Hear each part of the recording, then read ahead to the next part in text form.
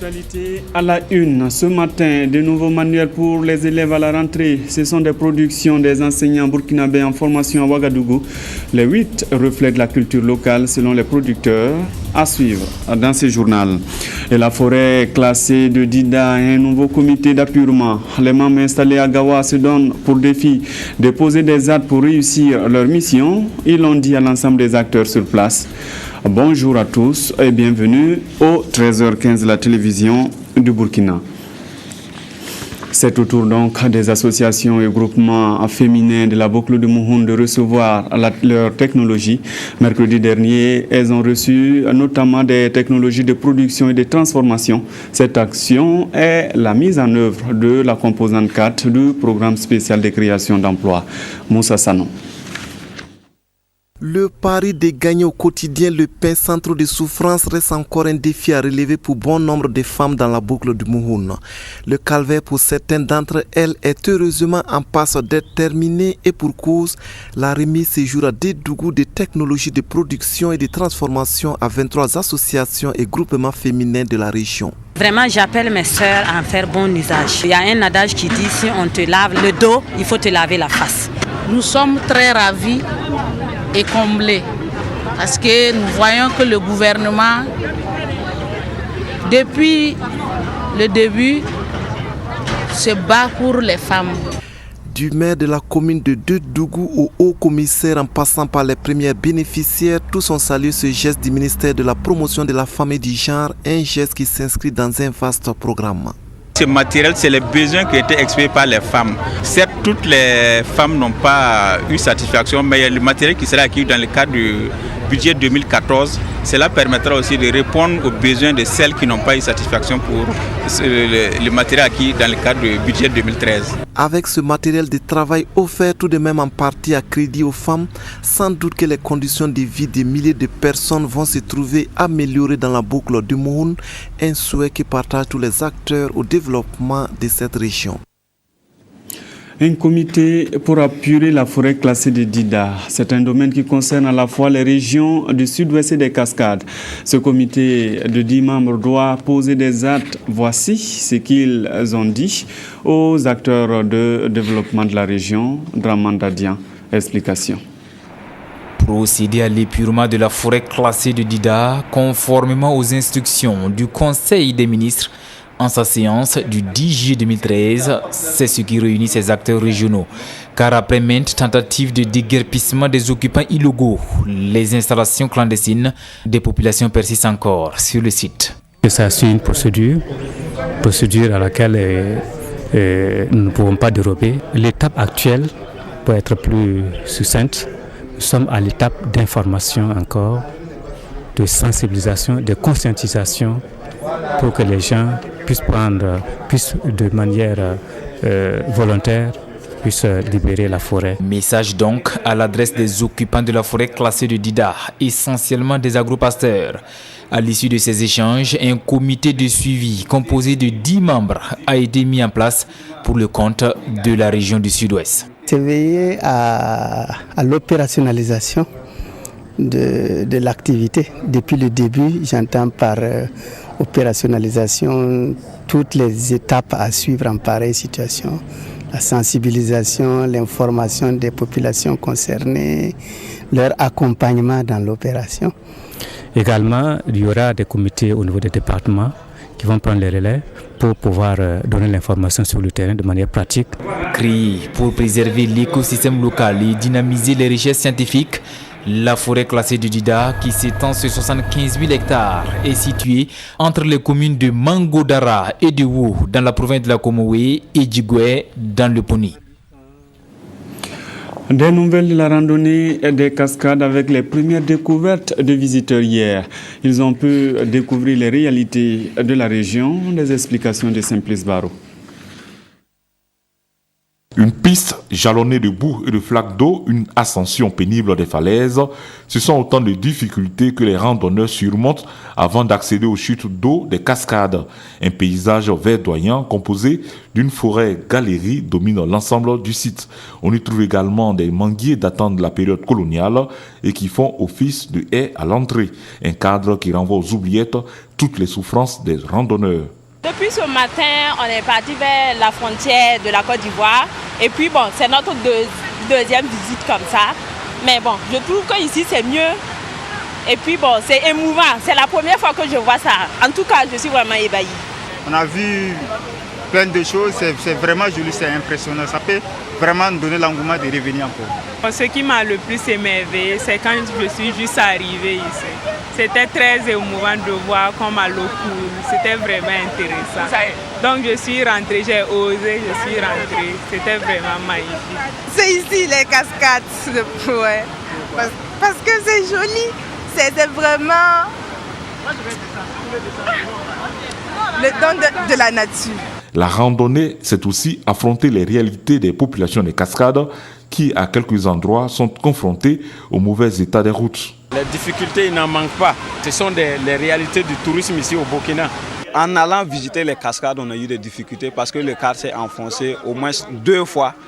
Et on n'est pas sûr de repartir sans que le car ne s'enfonce encore. Les amoureux de la nature ont 112 heures pour profiter des merveilles touristiques qu'offre la région des Cascades. L'événement phare de la randonnée 2014, c'est l'ascension du Mont Ténat prévu ce samedi 23 août sous le patronage du président de l'Assemblée nationale. Le Front républicain poursuit lui aussi sa randonnée à travers le Burkina. Hier, une équipe était au Sahel. Elle a rencontré les responsables de différentes communautés. Vincent Kiendrebeougou. Des échanges entre la délégation du Front républicain, conduite par le ministre Diemdoda Diko, et les responsables des églises évangéliques de Dori. Par cet acte, le Front républicain entend partager ses visions politiques avec ses leaders religieux en vue d'une large mobilisation sociale autour de la paix comme valeur cardinale. Nous avons été donc envoyés par la coordination du Front pour remercier les communautés religieuses et coutumières pour les efforts qu'elles fournissent tous les jours dans le cadre de l'apaisement, dans le cadre de la paix. Les dirigeants des églises évangéliques, eux, saluent la démarche de leurs visiteurs et s'engagent à la prière comme leur contribution pour un Burkina paisible et prospère. Dans la mesure où il y a la recherche de la paix, et je trouve que c'est une très bonne chose. Et nous sommes très satisfaits de cette démarche qui va effectivement donner aussi ses fruits. Ces fruits, c'est quoi? Aboutir à ce qu'il y ait la paix au Burkina Faso.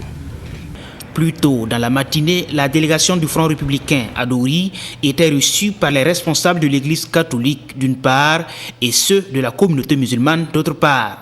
Et la délégation est repartie inspirée de la cohésion fraternelle des croyants de Dori. Autre point de l'actualité, ce matin, le syndicat national des enseignants africains du Burkina forme ses membres sur les suppléments de lecture. Cette formation a permis de produire 39 œuvres, dont 8 seront reproduites et mises à la disposition des élèves. Claudine Bikaba pour le reportage. Il est ici question de l'équité d'accès aux soins. 15 à 20% des personnes indigentes de 10 districts répartis dans les régions du Nord, du Centre-Nord, du Centre-Est, de la boucle du Mouhoun et du Sud-Ouest seront prises en charge, et ce grâce à la stratégie de financement basée sur le résultat. Le district sanitaire de Diebougou en fait partie et tous ici s'en réjouissent. Le besoin se faisait sentir parce que on est dans une zone où, en tout cas, on se rend compte qu'il y a beaucoup de cas de personnes indigentes et souvent on fait ce qu'on peut, mais avec un cadre formalisé comme ça, on pense que cela va soulager en tout cas les populations. Mais comment faire la sélection? Le processus se veut communautaire, a dit le directeur de la Société d'études et de recherche en santé publique, venu expliquer la méthodologie de ciblage des indigents. En attendant la mise en place des différentes cellules, il a tenu à échanger également avec ses responsables coutumiers et religieux, OSC, élus locaux, agents des services sociaux et de santé, tous impliqués dans la mise en œuvre de ce programme dans l'ère sanitaire du district de Diebougou. On attend beaucoup de ces acteurs terrain parce qu'à la différence d'autres processus de sélection, maintenant, nous voulons que ce processus soit vraiment communautaire et donc de nature très qualitative. C'est aux populations d'identifier au sein de leur communauté qui elles estiment être totalement exclues des processus d'accompagnement, de soutien. Après Diebougou, Cap-des-Mines-sur-Bâti, un autre district sanitaire du sud-ouest pris en compte par le programme financement basé sur le résultat dans le secteur de la santé.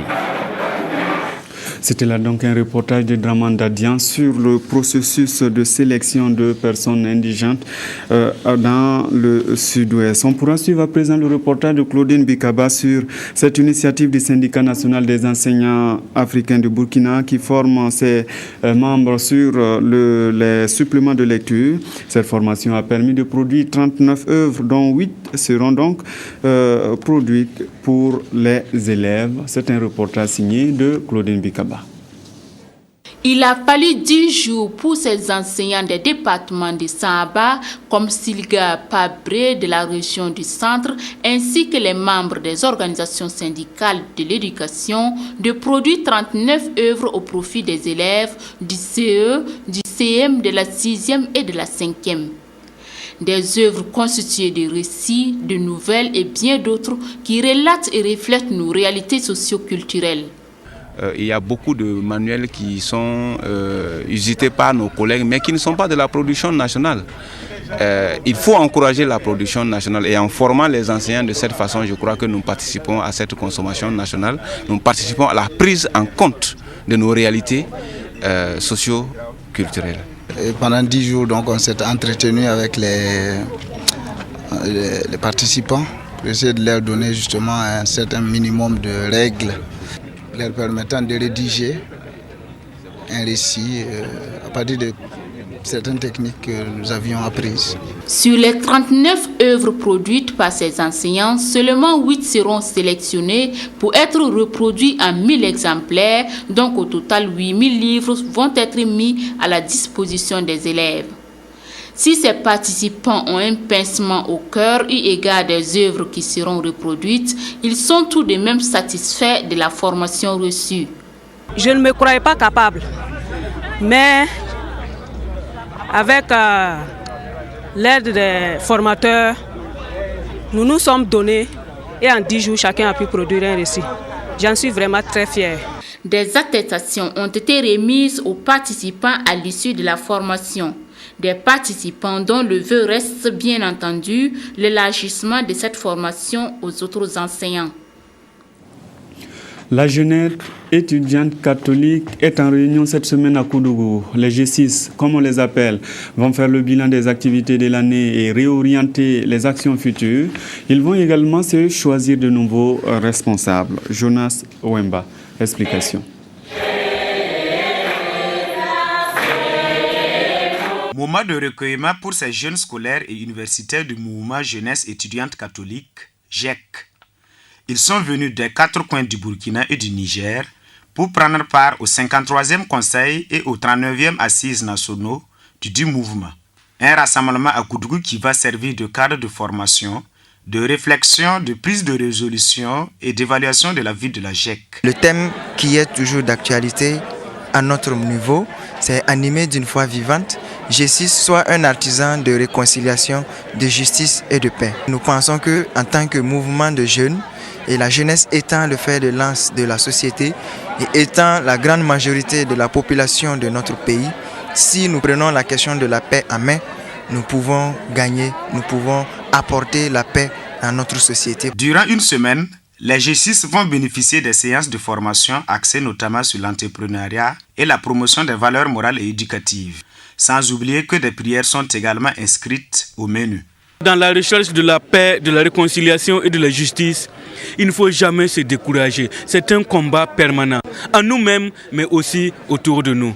Que les valeurs évangéliques les encouragent, les stimulent à se donner davantage pour construire un monde de justice, de paix et d'amour. D'abord dans leur cœur, ensuite dans leur famille, dans leurs établissements, dans notre pays et dans notre église. La jeunesse étudiante catholique est un mouvement créé en 1929 en France et est arrivé au Burkina en 1948. Et la tenue conjointe de ses 39e assises nationales et son 53e conseil national viserait à renforcer la fraternité entre ses membres.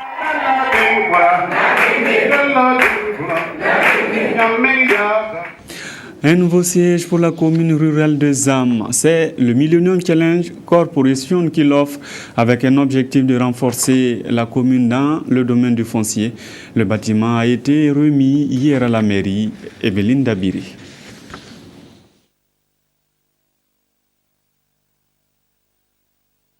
Et c'est la coupure du ruban qui a donné accès à l'hôtel de ville.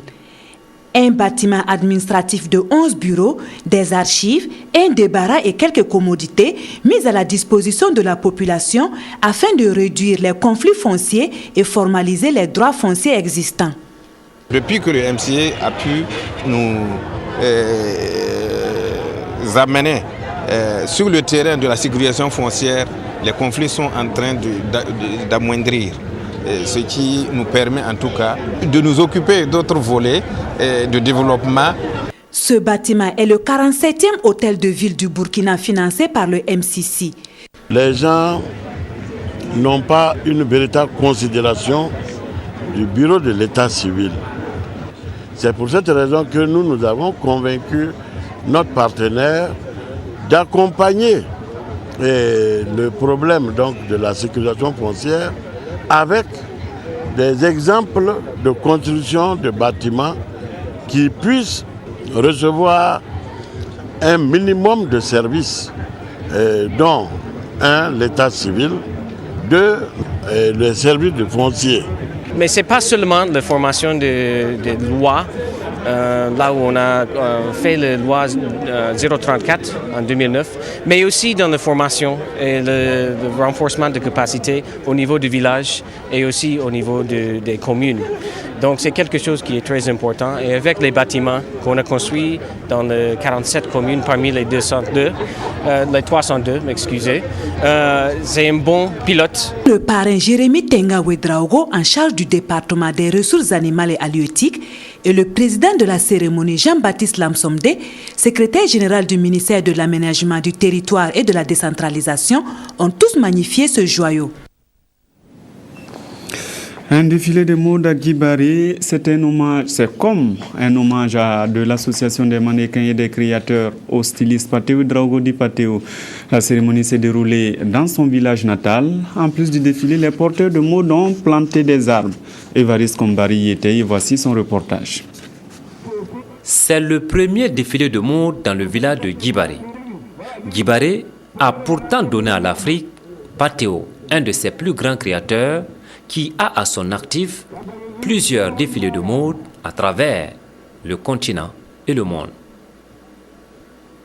Loin des salles feutrées de la capitale burkinabé, ce défilé qui était atypique a permis de rapprocher la mode du grand public. Les villageois ont aussi découvert à l'occasion un pan du travail de leur fils. Je pense que vraiment c'est une initiative qui me va droit au cœur et surtout qui va droit au cœur aux habitants de Guibari. Parce que moi je suis de ces pays, mais beaucoup de gens ne savent pas ce qui se fait réellement. C'est pour ça qu'après il y a eu un défilé de mode pour montrer un peu ce que nous faisons, où nous sommes. Parce que c'est notre métier, on ne peut pas le pratiquer chez nous. Mais en même temps, nous sommes de ce village, on ne peut pas aussi couper du village. Donc chaque fois on revient faire ce qu'on peut pour orienter, pour ouvrir, pour poser un peu ce que nous sommes capables de faire. Moi, je pense que c'était vraiment une bonne chose. Ouais. À Guibari, les mannequins et les créateurs ont aussi planté des arbres. Le reboisement est devenu une tradition chez les porteurs de mode. Bon, au niveau de la mairie ici, c'est une centaine et au niveau du lycée, une centaine, mais ce sera une continuité. Après le départ, une organisation sera faite pour reboiser davantage, quoi.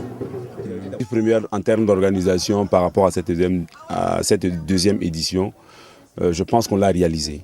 Voilà, comme on le dit souvent, bon, il ne suffit pas seulement de planter, mais il faut planter utile. Voilà. On a aussi joint l'utile à l'agréable à travers une partie de football. Et c'est plutôt satisfait que les mannequins, visiteurs d'un jour, ont pris congé de leur hôte. C'est la fin de ce journal. Merci de l'avoir suivi en notre compagnie. À demain.